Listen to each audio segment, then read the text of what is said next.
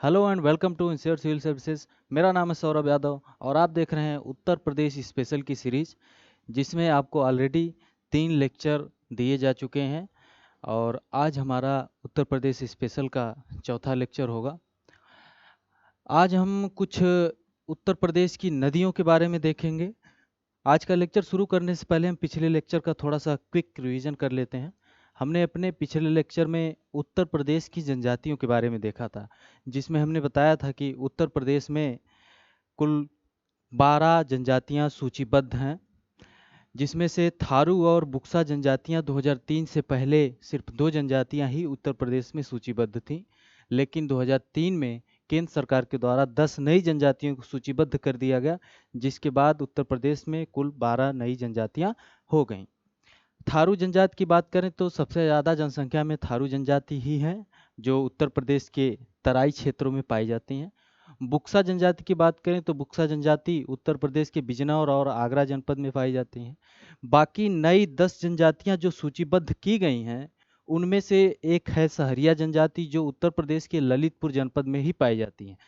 बाकी और जो जनजातियां 9 और जनजातियां जो हैं, वो सोनभद्र जिले में अवश्य ही पाई जाती हैं।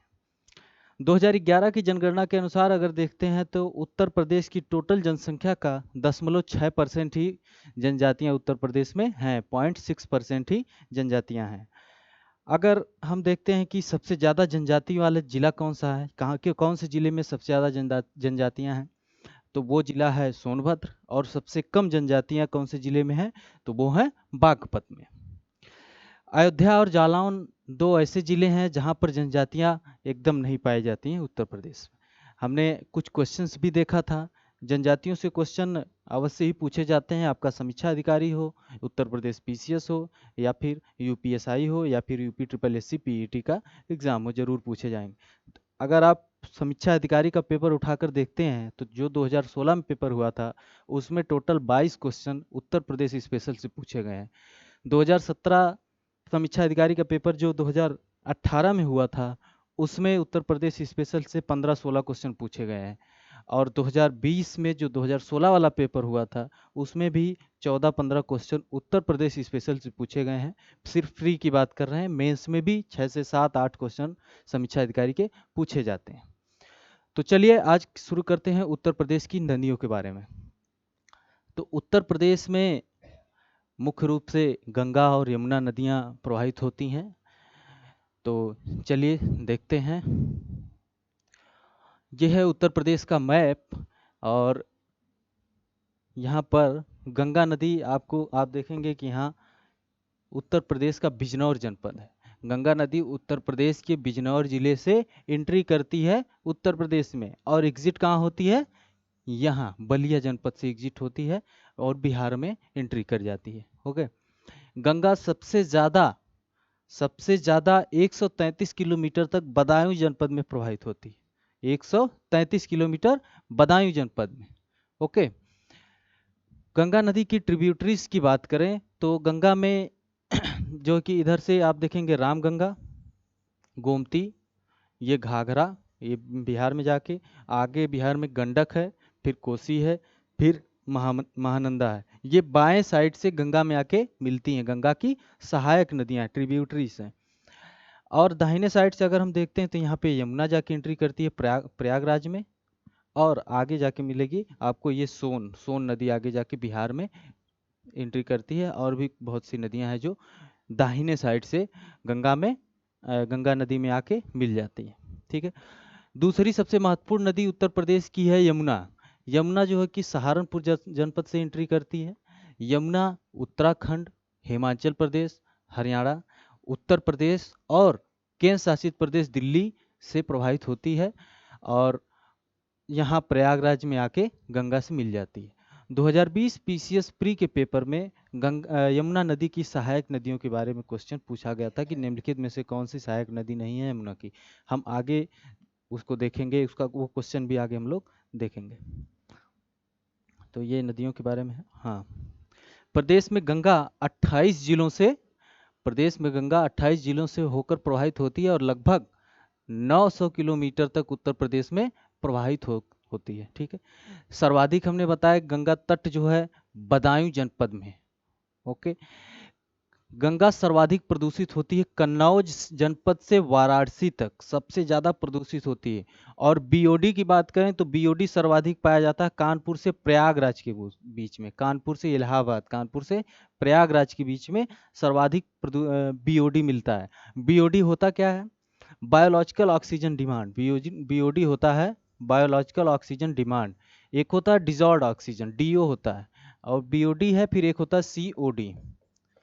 डिजॉल्व्ड ऑक्सीजन मतलब जो घुली हुई ऑक्सीजन होती है जल के अंदर, जो एयर वाटर इंटरफेस के द्वारा एंटर करती है, और जो भी छोटे प्लांट होते हैं फोटोसिंथेसिस एक्टिविटी के द्वारा जल में जो है ऑक्सीजन घुलती है। और ये ऑक्सीजन यूज की जाती है, ये ऑक्सीजन यूज की जाती है छोटे छोटे जो मछलियाँ छोटी छोटी होती हैं उनके द्वारा, और छोटे छोटे जीव जो होते हैं उनके द्वारा भी। बीओडी जो होता है बायोलॉजिकल या बायोकेमिकल ऑक्सीजन डिमांड कहते हैं। ये सिर्फ ऑर्गेनिक वेस्ट को डिग्रेड करने के लिए ऑक्सीजन की ज़रूरत को प्रदर्शित करता है। मतलब जो डिग्रेडेबल वेस्ट होते हैं, जो डिग्रेड हो सकते हैं आसानी से, उनको डिग्रेड होने के लिए कितनी ऑक्सीजन की आवश्यकता होती है, वो बीओडी होता है। सीओडी मतलब कि डिग्रेडेबल और नॉन बायोडिग्रेडेबल दोनों को डिग्रेड होने के लिए आवश्यकता जो होती है ऑक्सीजन की, वो सीओडी होता है। सीओडी सबसे अच्छा माना जाता है, इसको टीओसी कहते हैं, टोटल ऑक्सीजन डिमांड भी कहते हैं। ओके, तो ये था बीओडी के बारे में। तो यही गंगा में सर्वाधिक बीओडी मिलता है कानपुर से प्रयागराज तक। ठीक है। गंगा नदी को राष्ट्रीय नदी का दर्जा 20 फरवरी 2009 को दिया गया, नेशनल रिवर ऑफ इंडिया, राष्ट्रीय नदी का दर्जा दे दिया गया 20 फरवरी 2009 को। बिजनौर जनपद से गंगा एंट्री करती है, हमने बताया कि बिजनौर जनपद से एंट्री करती है, और बलिया जनपद से इसका निकास होता है। रामगंगा, गोमती, घाघरा, गंडक, कोसी, महानंदा, ये सब इसकी बाएं साइड से जुड़ने वाली नदियां, सहायक नदी। रामगंगा कन्नौज के निकट आकर मिलती है, गोमती गाजीपुर के निकट, सई नदी बलिया के निकट, और टोंस प्रयागराज के निकट गंगा में मिल जाती हैं। ये सब नदियां गंगा में मिल जाती हैं। ठीक है। लेफ्ट बैंक ट्रिब्यूटरी, अगर हम बाएं साइड की बात करें कि कौन कौन सी नदियां उत्तर प्रदेश में मिलती हैं, तो रामगंगा है उत्तर प्रदेश में, तो रामगंगा है, गोमती है, फिर ये घाघरा है, और फिर आगे बिहार में गंडक, फिर कोसी, फिर महानंदा, पश्चिम बंगाल में, ये आके बाएं साइड से गंगा में मिलती हैं।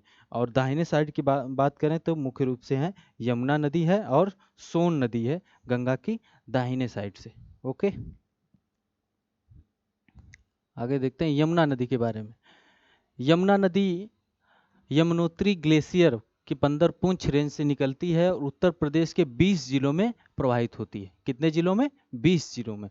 सहारनपुर जनपद से इसका प्रवेश होता है और समापन प्रयागराज जनपद में होता है। गंगा और यमुना का संगम प्रयागराज में होता है।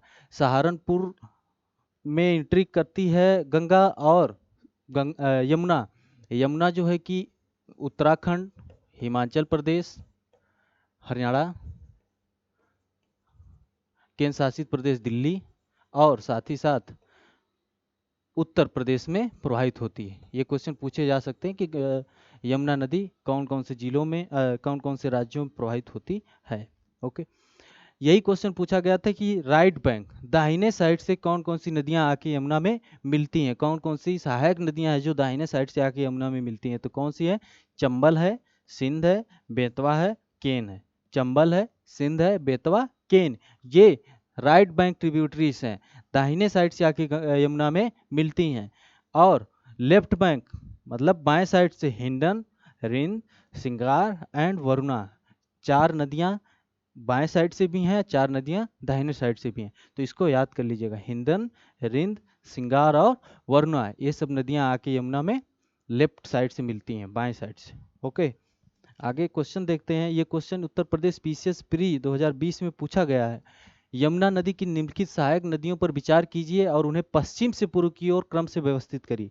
पश्चिम से पूर्व की ओर, पश्चिम से पूर्व की ओर, तो पश्चिम में हमने बताया कि पहले चंबल है, सिंध है, फिर बेतवा है, फिर केन है। चंबल है, सिंध है, बेतवा, केन, उत्तर प्रदेश पीसीएस 2020 में पूछा हुआ क्वेश्चन। तो 4 3 1 2, 4 3 1 2, तो ये सही हो गया।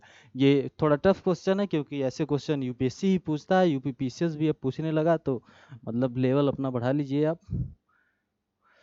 गोमती नदी बहुत ही इंपॉर्टेंट, मतलब गोमती नदी जो है उत्तर प्रदेश के महत्वपूर्ण जिले, उत्तर प्रदेश की राजधानी लखनऊ से भी प्रभावित होती है, और जौनपुर जिला भी गोमती नदी वहाँ से भी प्रभावित होती है। गोमती नदी निकलती कहाँ से? गोमती नदी फुल्लर झील, फुल्लर या गोमत झील है पीलीभीत जिले में।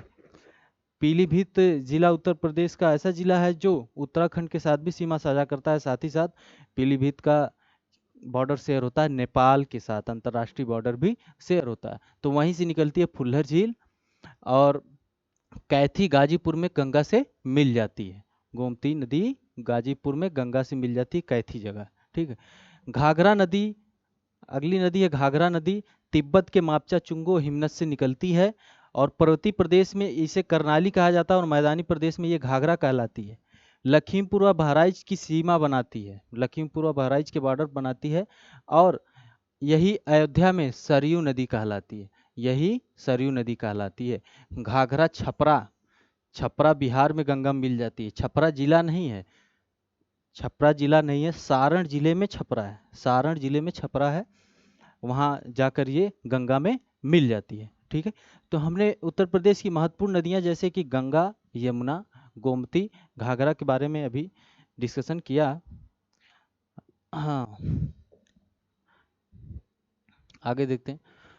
उत्तर प्रदेश में सिंचाई के साधन की बात करें, उत्तर प्रदेश में सिंचाई के साधन, इस पे भी क्वेश्चन पूछा जा चुका है। एग्जैक्ट डाटा अवेलेबल नहीं है, लेकिन कुछ चीज़ों का डेटा एकदम एग्जैक्ट है, तो देख लीजिए। जैसे उत्तर प्रदेश में नलकूप से सिंचाई लगभग 65%, सिंचाई पूरी 100% सिंचाई में लगभग 65% सिंचाई नलकूपों से होती है उत्तर प्रदेश, लगभग 65%। और पूरे भारत में सबसे ज़्यादा नलकूपों से सिंचाई भी उत्तर प्रदेश में ही होती है। ओके, सिंचाई का सबसे बड़ा साधन उत्तर प्रदेश नलकूप ही है। नहर से सिंचाई की बात करें तो आपको गूगल पे सीधे 30.91% दिखेगा। समीक्षा अधिकारी के पेपर में क्वेश्चन आया था तो उसमें 30% ऑप्शन दिया था, 30% ही सही था, और सबका लगभग गलत हुआ था। जो लोग तुक्का मारे होंगे वो सही हुआ होगा, क्योंकि ऐसा सभी किताबों में इसी प्रकार का डेटा था। कुएं वगैरह से लगभग, कुएं से सिंचाई लगभग 5% है, तालाब पोखरे से 1.3% है। तो इन सबका क्षेत्र धीरे धीरे कम हो रहा है, लेकिन नलकूप का बढ़ रहा है और नहर का भी सिंचाई क्षेत्र बढ़ रहा है। ये डेटा एकदम करेक्ट है, और यहाँ लगभग में डेटा है मतलब 65% है। सबसे ज़्यादा नलकूपों से सिंचाई पश्चिमी उत्तर प्रदेश में होती है। ओके,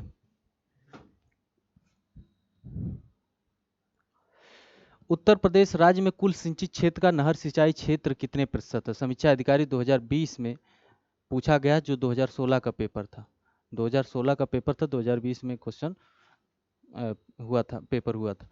तो कितना है कुल सिंचित क्षेत्र का नहर सिंचाई क्षेत्र कितने प्रतिशत है? तो 30%। हम बताएं 30.91% है। ओके, आगे देखते हैं। कुछ नहर प्रणालियां हैं, कुछ डैम्स जो उत्तर प्रदेश में बहुत महत्वपूर्ण हैं, उनके बारे में हम लोग थोड़ा देख लेते हैं। जैसे कि प्रदेश में सबसे बड़ी नहर प्रणाली है शारदा नहर प्रणाली, सबसे बड़ी नहर प्रणाली अगर क्वेश्चन पूछा जाए तो है शारदा नहर प्रणाली। कौन सी है? शारदा नहर है। सर्वाधिक लंबाई में नहरें उत्तर प्रदेश के रायबरेली जनपद में है। एक है बाढ़ सागर बांध या नहर प्रणाली, जो है वो शहडोल मध्य प्रदेश में है। कौन से नदी पे है? सोन नदी पे है। बाढ़ सागर बांध या नहर परियोजना जो है उत्तर प्रदेश, मध्य प्रदेश, झारखंड की संयुक्त परियोजना है। इससे सोनभद्र, मिर्जापुर जो जिले हैं, चंदौली, प्रयागराज, वहाँ पे सिंचाई की सुविधा इसी से होती है। लवकुश बैराज कहाँ पे है? कानपुर में है। पेयजल की समस्या के लिए बनाया गया है गंगा नदी पर। गोकुल बैराज जो है यमुना नदी पर। आगरा एवं मथुरा की पेयजल की समस्या के निदान के लिए बनाए गए हैं। तो ये याद रख लीजिएगा, सुमेलित करने के लिए क्वेश्चन आ जाएंगे। लवकुश बैराज कहाँ है, या फिर पूछे लवकुश बैराज पेयजल की समस्या के लिए है, गोकुल बैराज पेयजल के लिए है, या कौन सी नदी पर है, सुमेलित करने के लिए ही क्वेश्चन पूछे जाएंगे। सबसे इंपॉर्टेंट है हथनी कुंज बैराज, ये सहारनपुर के पास है, और ये 5 राज्यों की संयुक्त परियोजना। कौन कौन से राज्य हैं? हरियाणा, हिमाचल प्रदेश, उत्तर प्रदेश, राजस्थान, दिल्ली। इसको नया ताजे वाला बैराज भी कहा जाता है, इसको नया ताजे वाला बैराज भी कहा जाता है, ठीक है। ये 5 राज्यों की, हरियाणा, हिमाचल प्रदेश, उत्तर प्रदेश, राजस्थान और केंद्र शासित प्रदेश दिल्ली। सहारनपुर के पास किस नदी पर है? यमुना नदी पर है। याद रख लीजिएगा, ये नया ताजे वाला बैराज भी इसे कहा जाता है। हाँ, ये है राजघाट बांध या नहर परियोजना। राजघाट बांध या नहर परियोजना ललितपुर जिले में बेतवा नदी पर है। यहाँ से क्वेश्चन अगर उठते हैं डैम से तो सीधे पूछे जाते हैं किस नदी पर है, किस नदी पर है या फिर कहाँ पर है। तो राजघाट बांध या नहर परियोजना जो है ललितपुर जिले में बेतवा नदी पर है, उत्तर प्रदेश और मध्य प्रदेश की संयुक्त परियोजना है। केन नहर परियोजना यूपी और एमपी की संयुक्त परियोजना है केन नदी पर। रानी लक्ष्मीबाई बांध, रानी लक्ष्मीबाई बांध, इसका एक और नाम है माता टीला बांध, ये भी बेतवा नदी पर है। यहाँ से गुरुसराय और मंदर नामक दो नहरें निकाली गई हैं। तो रानी लक्ष्मीबाई बांध, इसका एक और नाम है माता टीला बांध, बेतवा नदी पर है। रानी लक्ष्मीबाई बांध और माता टीला बांध बेतवा नदी पर है, याद रख लीजिएगा। ओके, आगे देखते हैं। रिहंद घाटी परियोजना 1962 में बनकर तैयार हुई थी। रिहंद नदी पर सोनभद्र जिले में ये है। और यहाँ पर एक रिजर्वायर बना है जिसका नाम गोविंद बल्लभ पंत सागर रखा गया है, जो उत्तर प्रदेश के प्रथम मुख्यमंत्री थे। उत्तर प्रदेश के प्रथम मुख्यमंत्री थे, तो उन्हीं के नाम पर इसका नाम रखा गया है गोविंद बल्लभ पंत सागर, जो उत्तर प्रदेश और मध्य प्रदेश की सीमा पर है। गोविंद बल्लभ पंत सागर। रिहंद घाटी परियोजना 1962 में बनकर तैयार हुई थी। कहाँ पर है? रिहंद नदी पर, सोनभद्र जिले में है। ओके, आगे कुछ मतलब महत्वपूर्ण जो उत्तर प्रदेश के जिले हैं, जो शहर हैं, वहाँ पर कौन कौन सी नदियाँ प्रवाहित होती हैं, इससे क्वेश्चन सुमेलित करने के लिए अक्सर पूछ दिए जाते हैं, चाहे वो समीक्षा अधिकारी हो, चाहे यूपी पीसीएस हो या कोई और एग्जाम हो। तो गोरखपुर में राप्ती नदी, गोरखपुर गोरखपुर गोरखपुर में राप्ती नदी। मगहर, मगहर कहाँ पर है? मगहर एक वही जगह है जहाँ पर ऐसी प्राचीन काल से भ्रांति थी कि अगर यहाँ पर किसी की डेथ होती है, कि कोई यहाँ पर मरता है, तो उसको स्वर्ग नहीं नर्क की प्राप्ति होती है। इस भ्रांति को खत्म करने के लिए कबीर दास जी वहाँ पर जाकर अपनी अंतिम सांस लेते हैं, वहाँ पर अपना प्राण त्याग देते हैं। तो मगहर आज की डेट में संत कबीर नगर जनपद को ही मगहर कहा जाता था। पहले मगहर नाम था, मगहर जगह आज भी है। तो मगहर कौन सी नदी पर है? आमी नदी पर है। मगहर आमी नदी पर। बांदा जनपद केन नदी पर है। हमीरपुर बेतवा यमुना नदी के संगम पर है। प्रतापगढ़ में सई नदी है। मेरठ व गाजियाबाद में हिंडन नदी, हिंडन एयरबेस भी है। मेरठ व गाजियाबाद में हिंडन नदी। सोनभद्र नाम से ही सोन नदी। बिठूर, बिठूर बहुत ही महत्वपूर्ण जगह है। बिठूर जो है गंगा नदी पर है। ये क्वेश्चन आया हुआ है कि कानपुर नगर जिला गंगा के दाहिने किनारे है या बाएं किनारे। तो कानपुर नगर जिला जो है वो गंगा के दाहिने किनारे पर स्थित है, और बिठूर भी दाहिने किनारे पर ही है। बिठूर वही जगह है जहाँ पर महर्षि वाल्मीकि का आश्रम था, और यहीं पर श्री राम के दो पुत्र लव और कुश का भी जन्म हुआ था। तो बिठूर थोड़ा सा महत्वपूर्ण है, और ये गंगा नदी के किनारे पर है। ठीक है। जौनपुर में गोमती नदी, हमने बताया था कि लखनऊ और जौनपुर मुख्य रूप से गोमती नदी पर ही, गोमती नदी के किनारे ही बसे हैं। कौशाम्बी में यमुना नदी है। तो ये कुछ यहाँ से क्वेश्चन जरूर पूछे जाते हैं कि मतलब सुमेलित करिए कि शहर का नाम दे देगा, नदियों का नाम दे देगा कि कौन कौन से हैं, ऐसे क्वेश्चन बनते हैं। ओके, आगे कुछ क्वेश्चंस देख लेते हैं जो पूछे गए हैं आपके एग्जाम में। निम्न में नलकूपों द्वारा सिंचित भूमि क्षेत्र सबसे अधिक है। पीसीएस प्री 2016 में पूछा गया है। तो उत्तर प्रदेश में है। भारत में सबसे ज़्यादा नलकूपों के द्वारा सिंचाई उत्तर प्रदेश में ही होती है। ओके, आगे देखते हैं। उत्तर प्रदेश में पहला तैरता सौर ऊर्जा संयंत्र निम्नलिखित में से किस बांध पर बना है? Uttar Pradesh block education officer के एग्जाम में एक क्वेश्चन पूछा गया है कि उत्तर प्रदेश में पहला तैरता सौर ऊर्जा संयंत्र कहाँ पर है? तो ये है रिहंद बांध पर। रिहंद नदी जो अभी हम बताएं, रिहंद घाटी परियोजना रिहंद बांध पर ही ये बनाया गया है। ओके, सोनभद्र जिले में। गोविंद बल्लभ पंत सागर अवस्थित है। हमने बताया अभी कि गोविंद बल्लभ पंत सागर उत्तर प्रदेश और मध्य प्रदेश की सीमा पर है, और यहाँ पर सिर्फ उत्तर प्रदेश पंत सागर कहाँ पे जिला पूछा है, तो ये सोनभद्र जिला यहाँ पर सही होगा। उत्तर प्रदेश और मध्य प्रदेश के बॉर्डर पर ये है। ओके, निम्न में से किस नदी पर गोरखपुर स्थित है? अभी हम बताएं कि गोरखपुर राप्ती नदी के तट पर स्थित है। ये ARO मेंस 2013 में क्वेश्चन पूछा गया है। तो गोरखपुर कौन सी नदी पर है? तो ये है राप्ती नदी। अगला क्वेश्चन, निम्न में से कौन सी नदी यमुना की सहायक नहीं है? कौन सी यमुना की सहायक नहीं है? चंबल, बेतवा, केन, ये सब तो हम देखे थे, लेकिन कल्याणी नदी जो है यमुना की सहायक नदी नहीं है। ठीक है, कल्याणी नदी यमुना की सहायक नदी नहीं है। तो आज का हमारा लेक्चर उत्तर प्रदेश की नदियों के बारे में, उत्तर प्रदेश के डैम के बारे में, ऐसा कुछ लेक्चर हमारा रहा है। हम फिर मिलेंगे अपने अगले लेक्चर में उत्तर प्रदेश की कुछ और अच्छी जानकारियों को लेकर आपके सामने। तो नमस्कार।